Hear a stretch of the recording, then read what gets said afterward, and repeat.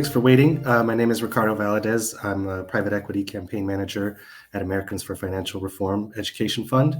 And we are here today to talk about how to take action against private equity in nursing homes. And thank you for joining our webinar today.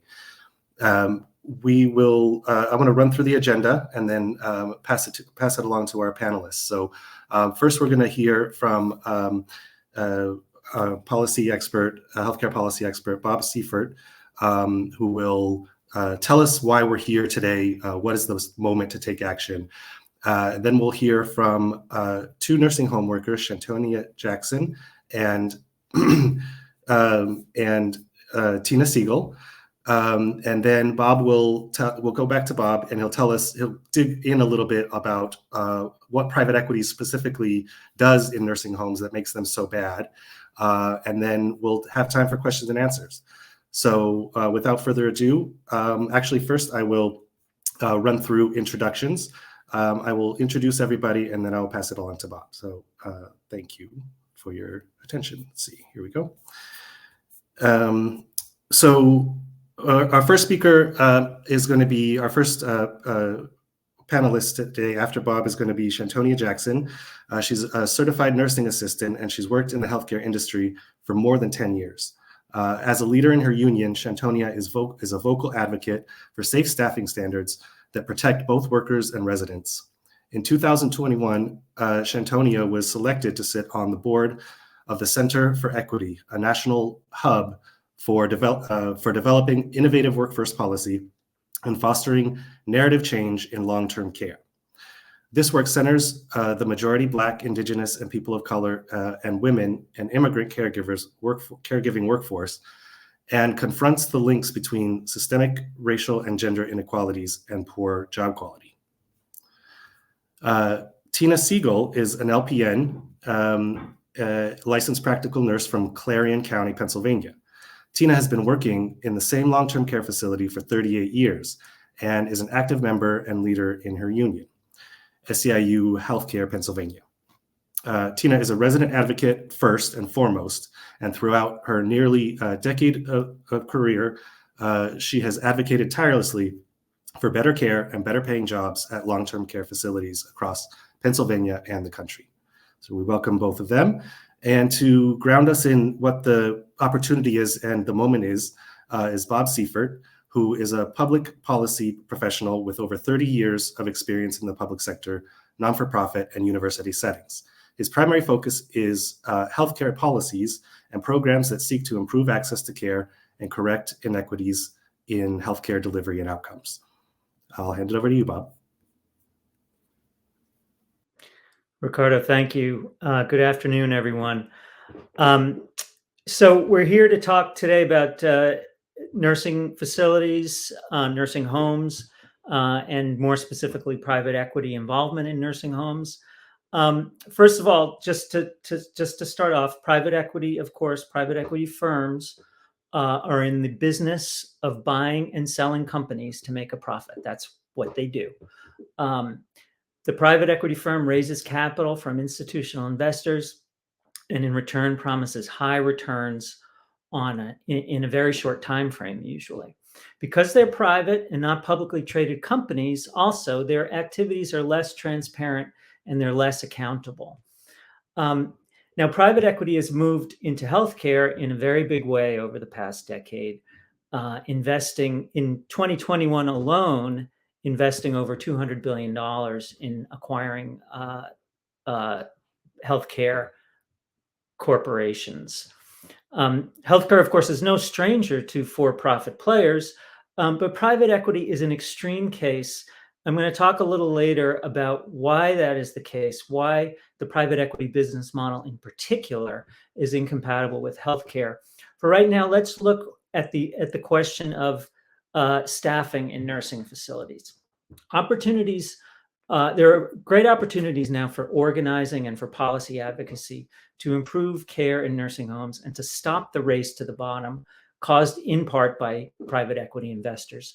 The federal government is paying attention right now. The Biden administration, the Centers for Medicare and Medicaid Services have undertaken a series of actions to improve nursing home quality and to make them safer, with a particular focus on what they have explicitly called bad actors. Their actions this year include an ownership transparency regulation that they proposed last spring, and now this minimum staffing requirement regulation that we're going to be talking about today. Very quickly, a high-level version of what this rule proposes is three basic items. First, it requires a registered nurse to be on site at a nursing home 24 hours a day, 7 days per week. Right now, the requirement is just that there's a registered nurse there for 8 consecutive hours per day. It also sets, for the first time, individual minimum staffing standards, both for RNs, registered nurses, and for certified nurse aides, CNAs. Notably, however, there is no standard in this rule for licensed practical nurses, LPNs. And we're going to hear from Tina in a little bit about her role as an LPN. It's, of course, another very important clinical position in the nursing home. And there's no requirements set for overall clinical staffing in the nursing facility. And then the third part of the rule is that there's a higher level of staffing required above these minimums if residents need, if the resident needs in a particular nursing facility requires a higher level of care. That depends, of course, on inspection and the determination of the acuity of care in a nursing facility. So I'm going to stop for now. I'm going to pass it along now to Shantonia Jackson. Shantonia and then Tina are going to give us their perspectives as folks who work in nursing facilities and who have had to deal with the reality of the understaffing situation in their work. Shantonia, please. Hi, thank you for having me here today. My name is Shantonia Jackson. I'm from Chicago, Illinois, SEIU local healthcare, self-care, Illinois, Missouri, Indiana, and Kansas City. I apologize. And what I want to say is that I've been a CNA since now like 12 years. But before I was a CNA, a few years before, in the 90s, I started in 97. I had like 7 residents. It was beautiful. I had time enough to take care of my residents the proper way. I left the field for a while, and I came back because a friend of mine had got hurt. So I came back because that was my passion. I came back into nursing. When I came back in, I saw myself with 20 residents. I'm like, I can't take care of 20 dementia residents. It's hard to do. You know, I'm having residents wandering out of their room. I can't keep up with this resident. I can't brush their teeth. I can't comb their hair. I can't pretty much do anything, but just basically try to get them out the bed. Sometimes I can't even change them. And that's one of the most problems that I had, because I didn't understand, because when I first became a CNA, it was simple, it was easy. I was able to get everybody up. I was making everybody feel like, you know, they had something to live for. It was wonderful. I loved it. I come back 10 years later and I'm like, oh my God, what happened? It was like somebody just said, well, you know, they don't need no ratio. You know, they can take care of 30, 40 people. It's impossible. It's impossible. It's impossible for me to take care of anybody's loved one. Anybody's, you know, I can't get them ready. I can't change them. I can't feed them and then try to go on to the next resident. It's really, really hard. When I say it's really, really hard, I don't understand what's the problem. Like, why can't they see what we see as CNAs? And I can even speak for like my nurses that I work with. If I got to get help from them, because sometimes we don't have any CNAs. If you got 2 CNAs to over 80 residents, how is that? How am I able to do anything for these residents besides just make sure they eat and make sure they go to bed? I can't change them. I'm having sores break down on their bottoms. I can't turn them. I mean, I could barely get around to even give me a break. CNAs don't even take breaks. We barely take a lunch because we have so much to do in an 8-hour day. And it's impossible, especially when you got 20, 30, sometimes 40 residents apiece. It's not possible at all. And what the solution I think should be is that, you know, it should be something that a ratio. So you'll be able to have enough CNAs. How could I come to work and on an early morning shift and it's only 2 CNAs and it's 60 residents? My whole day it's broken down. I'm mentally broken down. But I care. I care about what I do. I care for my residents. My residents, we hate to see agency people come in. They come in, they don't treat them right. They don't know them. They don't know what their needs are. They don't know what their moods are. They don't know what they're going through. We know this because we work with our residents every single day. And that's the biggest problem that I think that kind of don't understand what's really going on is that nobody cares. Because I keep saying we all gonna have to be in a nursing home someday. Somebody's gonna have to be taking care of us. And the way it's going, we don't have anybody that even wants to come and work as a CNA. They give us low wages. I mean, come on, you paying me $15 an hour and I got 30 people to take care of? It's impossible.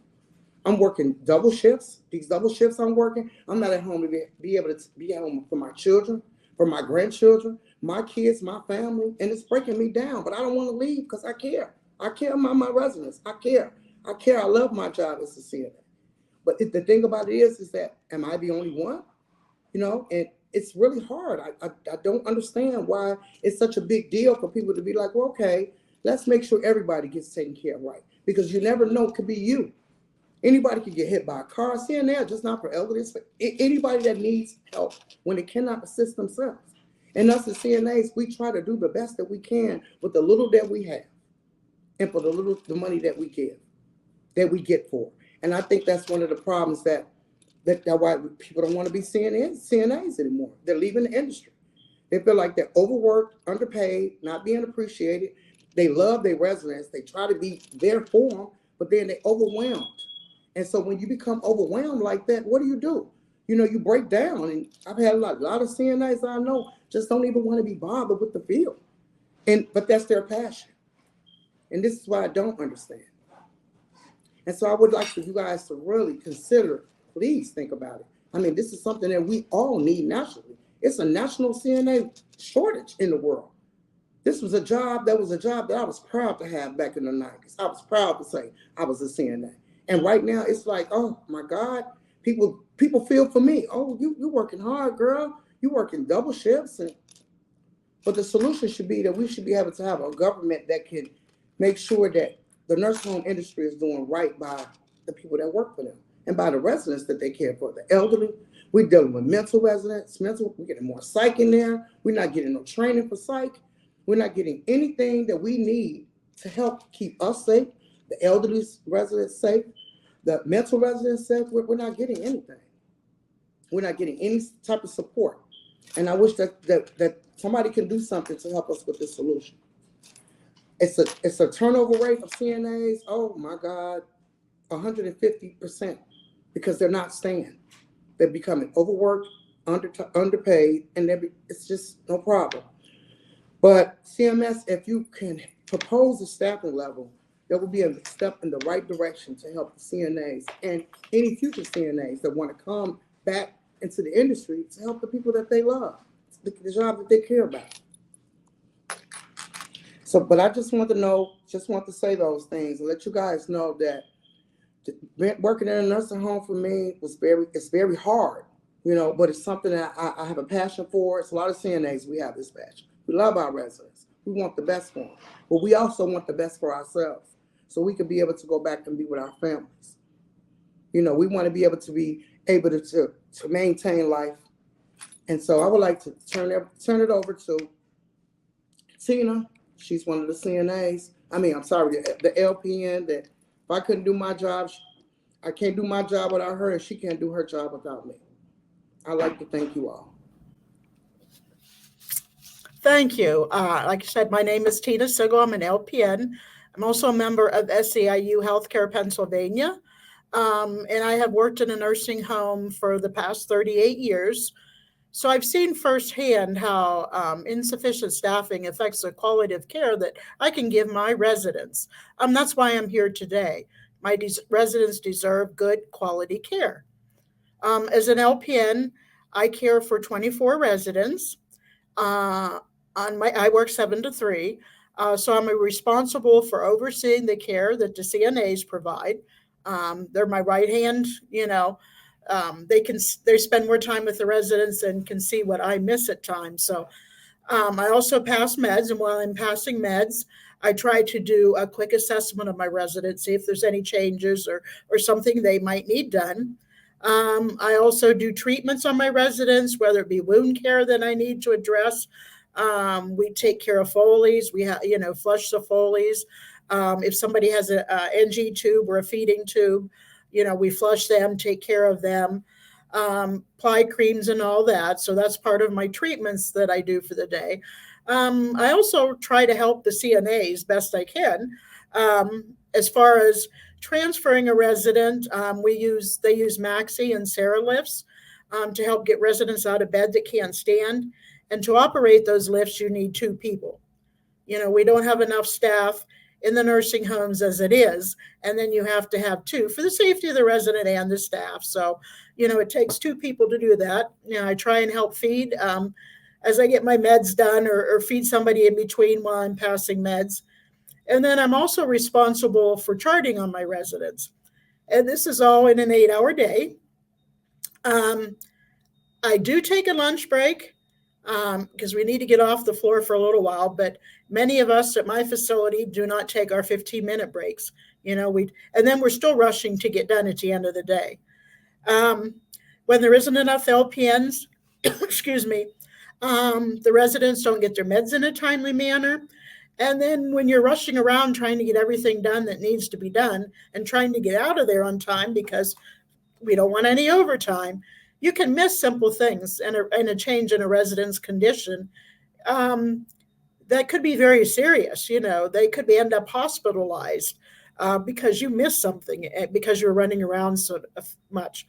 With not enough CNAs, the residents can end up with cold food, or they're rushed through their meal because you have to hurry on to somebody else to feed.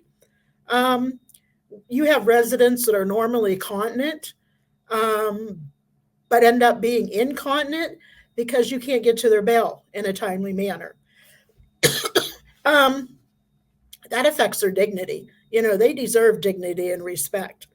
And then we have residents that have dementia who can't ring their bell.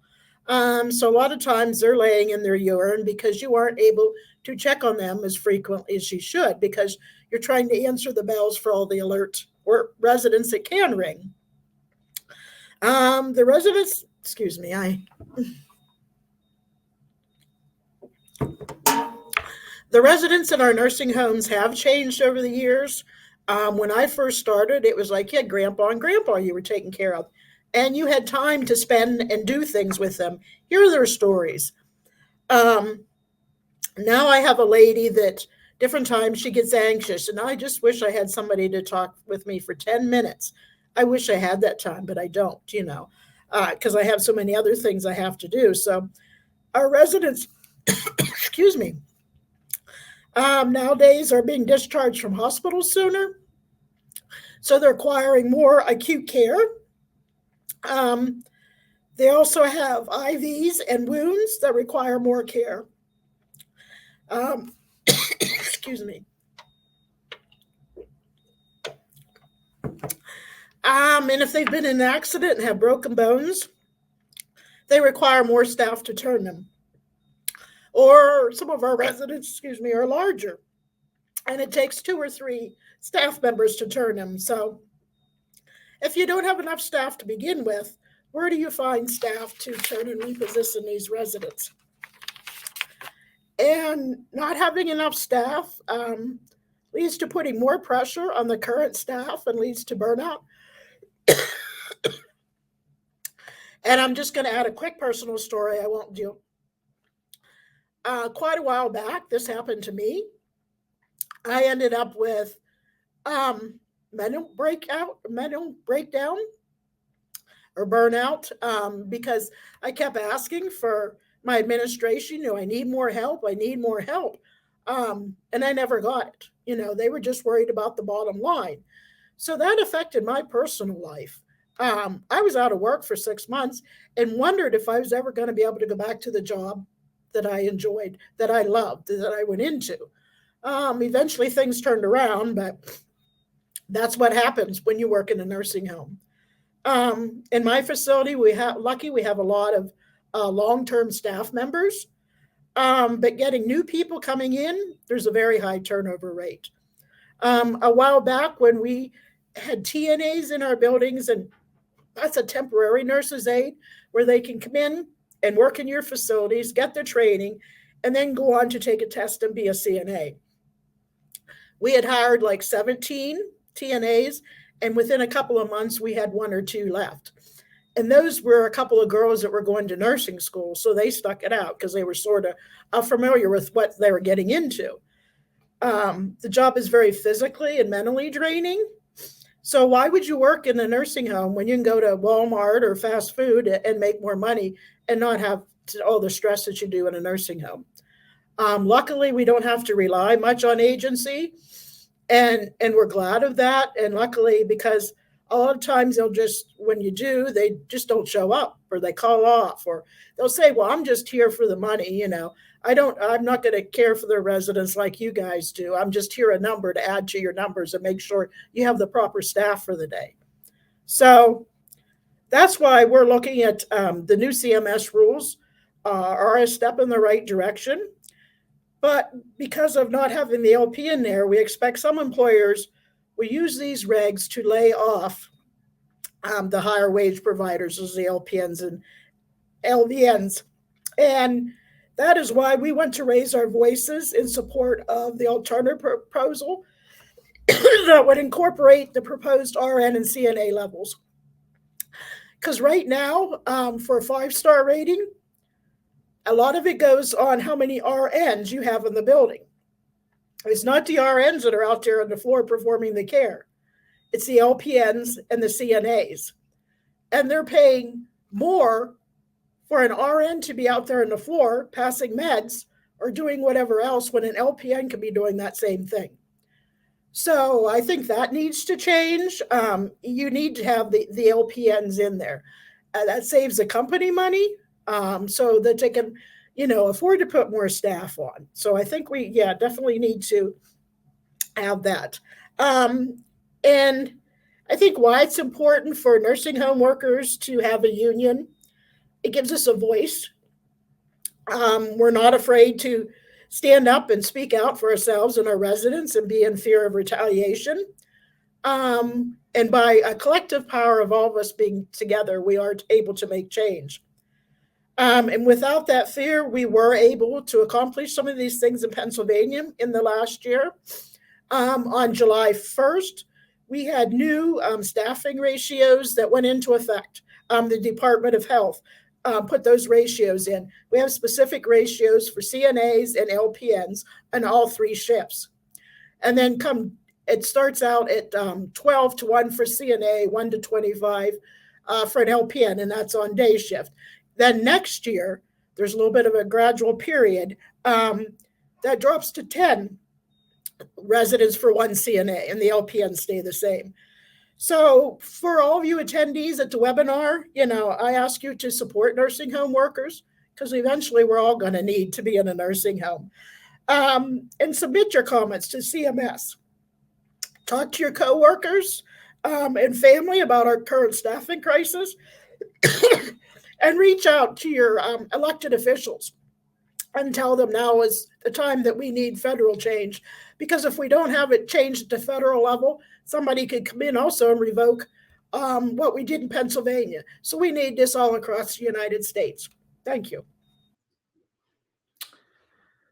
Tina, thank you very much. And Shantonia, to both of you for talking about your work and how hard it is, given the challenges that you face with understaffing in your facilities.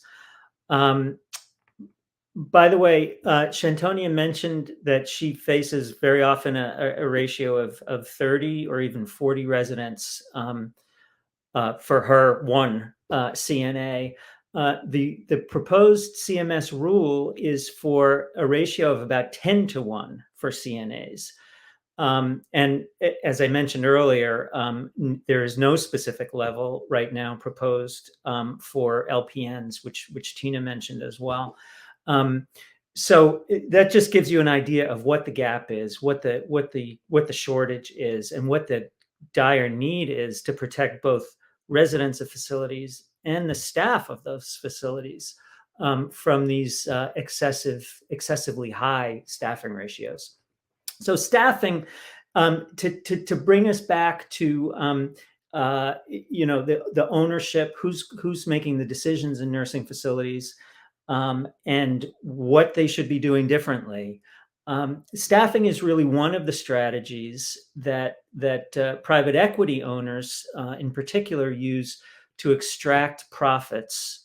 Low staffing is the strategy to extract profits. And to pay off their investors. So to broaden that picture a little bit, as I mentioned, private equity has been very, very active in healthcare.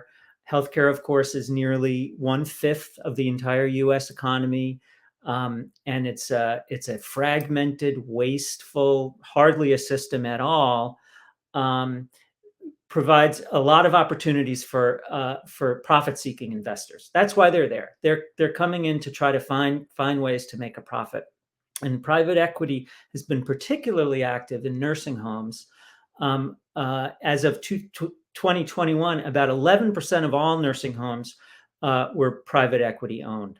So now, as I mentioned earlier, I'm going to talk a little bit about why this is not a good thing for healthcare. Why is private equity incompatible with quality patient care? And it really comes down to this, that a private equity owner's sole motivation is to take what it can from its investments in the form of profits, fees, whatever, charges, as quickly as possible in order to deliver an outsized return to its investors. So what's wrong with making money? There are, of course, a lot of for-profit healthcare organizations, and in fact, about 70% of nursing facilities are for-profit.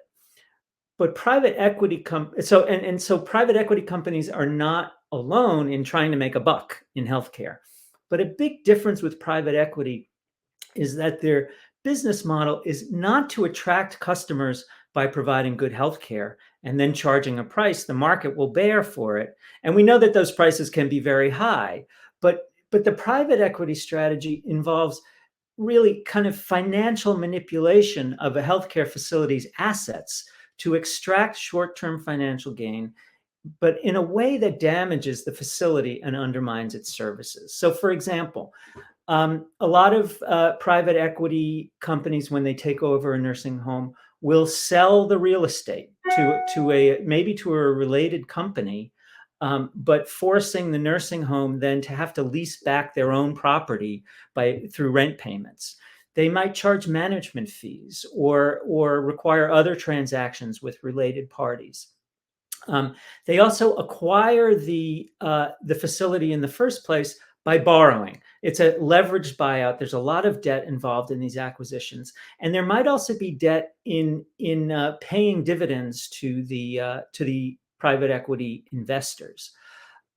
These debt obligations fall to the facility itself, so they're required to service the debt, to pay rents, to take on these new expenses that they didn't have before. And of course, in order to do that, they need to cut costs. And often cost cutting means staff cutting, because a majority of the costs in a nursing home and the key to its quality, as we've heard, is its staff. So these financialization strategies, which are intended to maximize profit, are really incompatible with the long-term investments in staffing and facilities required to run a high-quality healthcare organization.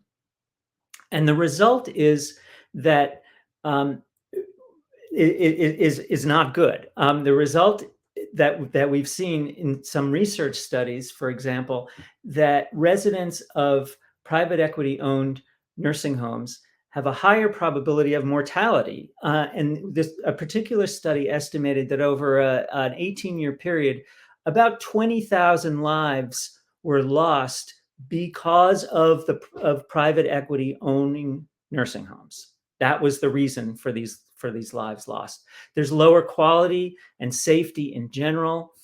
There are declines in mobility, increases in pain intensity, greater use of antipsychotic medications in private equity-owned facilities. And antipsychotics are associated with higher mortality themselves. Let me take a moment quickly and just remind folks that if you have questions, I'm going to be wrapping up in a minute. Please put them into the chat or in the questions function, the questions area on your screen.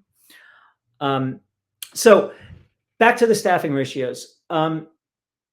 The proposed rule for the minimum staffing levels in nursing homes can do something to counteract these incentives that private equity owners face. So let's start with the fact that private equity and other for-profit owned nursing homes have lower staffing levels than nonprofits. The staffing requirements really stop the race to the bottom by mandating that owners spend at least a minimum amount to staff at a level that regulators believe will ensure resident safety.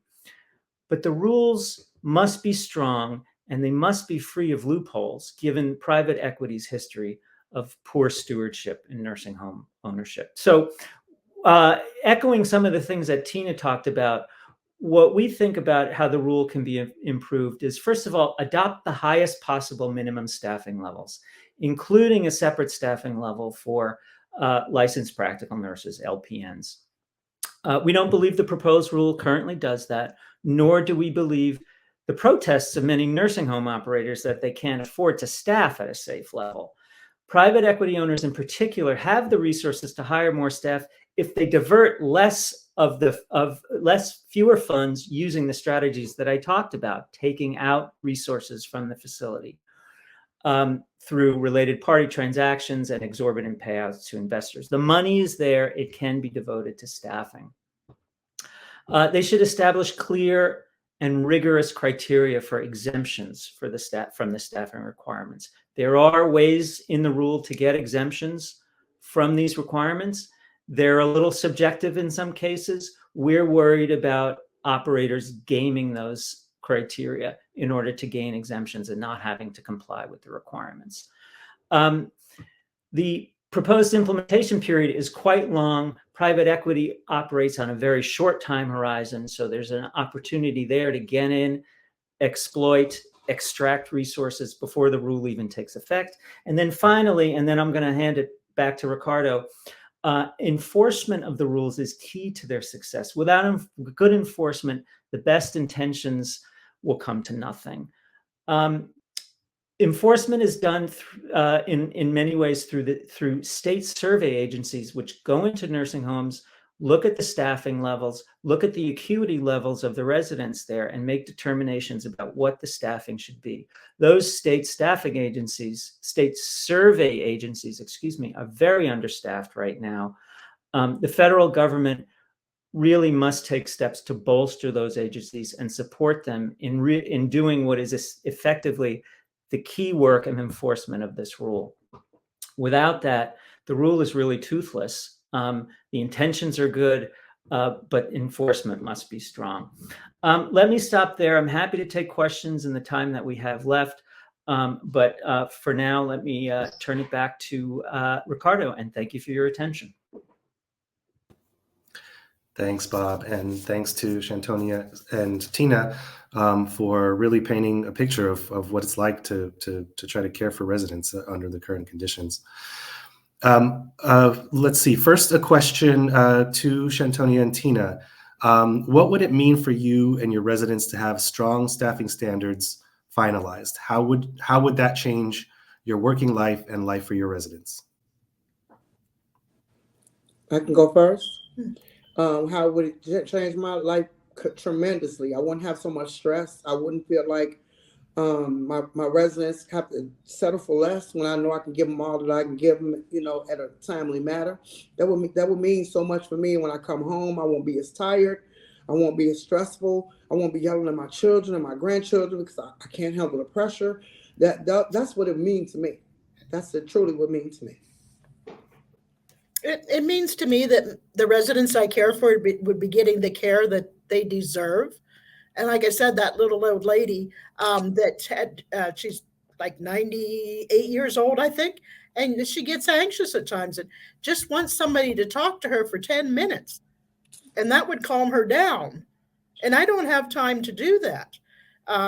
So it would mean a lot. And then you go home and you think, you feel down on yourself because you feel like you weren't able to do everything that that resident deserved.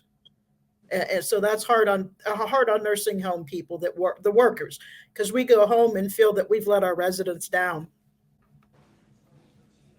Yeah, I mean, we do. We go home and we take it out on ourselves, our kids, because it's really, when you care about somebody, it's hard to turn care off. You don't just turn it off. It's something that sticks with you from life, and it sticks with me. Like, I'm emotional right now because I really want this to go through, because I want my residents to be happy, and I want a lot more people to get back into this, because this could be me in a few more years. Thank you. Thank you for those heartfelt answers. A question for Bob. So we're in the public comment period, nearing the end of the public comment period here for this proposed rule on minimum staffing standards. What kind of response do we expect from the industry, from the nursing home industry, during this public comment period? I'm sorry, what kind of response time do we expect? No, what kind of response, what kind of pushback responses do we expect from the nursing home industry? Well, what we expect, and I think what we've already heard from the moment that this proposed rule dropped, is that it's not affordable to meet these staffing requirements. I think CMS estimated when they issued the proposed rule that as many as 75% of nursing homes would have to increase their staff in order to comply with what they've proposed, which, as I said, is not sufficient. It should probably be even higher. Those facilities are saying that they can't afford that, and many of them would have to go out of business rather than be able to meet those requirements, which would restrict access to care for a lot of folks. What we're saying is, we don't know that that's the case. We suspect that because of the complex ownership structures of a lot of nursing facilities, which are part of larger corporations, have affiliated organizations, and have owners that are maybe extracting profits from them before, that could be used to pay for staff. That there needs to be a lot more scrutiny and a lot more sort of in-depth analysis by financial regulators of what the true financial situation is of nursing facilities. The wages are low, as we heard Shantonia say. They could be much higher. They should be much higher, and there should be more staff. The primary defense against these rules, that it's not affordable, is I think requires more evidence and more proof and more examination before we accept that on its face as being that these rules are impossible to comply with.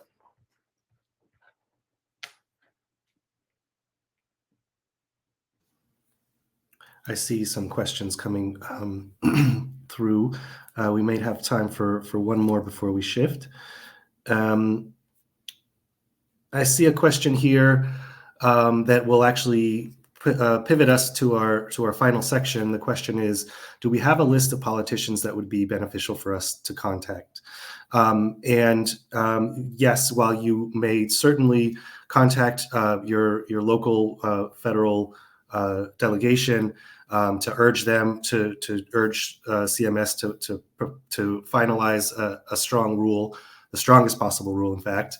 The most direct way that you can help is by weighing in with the CMS during this public comment period. So if we can shift to that section of the agenda and bring up that slide. So there are two. First of all, just reflecting on what we've heard today. We heard from two nursing home workers that they care passionately about caring for residents. It's their life's work, and they want to be there for their residents. And in current conditions, that's just not possible. And part of what's needed is a strong minimum staffing ratio. We also heard that private equity firms are some of the worst actors in the field, and that a strong staff to patient ratio would disincentivize ownership by private equity in nursing homes, and could potentially change the lives of residents, and it has great potential to change the lives of workers and residents. We are nearing the end of the public comment period. It closes on November 6th. So what you can do is we have two ways to weigh in. One, as an individual, we have links here to submit an individual comment to CMS, and it'll have a draft comment that you can change and make your own, or simply submit. And we have an organizational sign-on letter. So if you represent an organization that would like to join our sign-on letter, you can follow that link.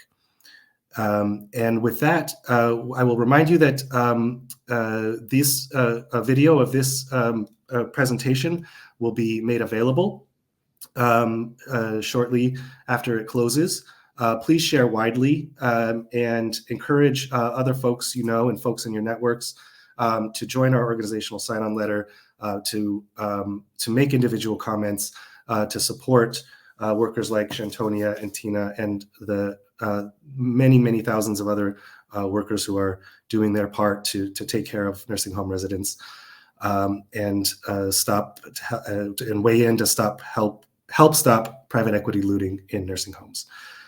So with that, we will close our program, and thank you all. Huge thanks to our panelists for sharing your experiences and your knowledge with us.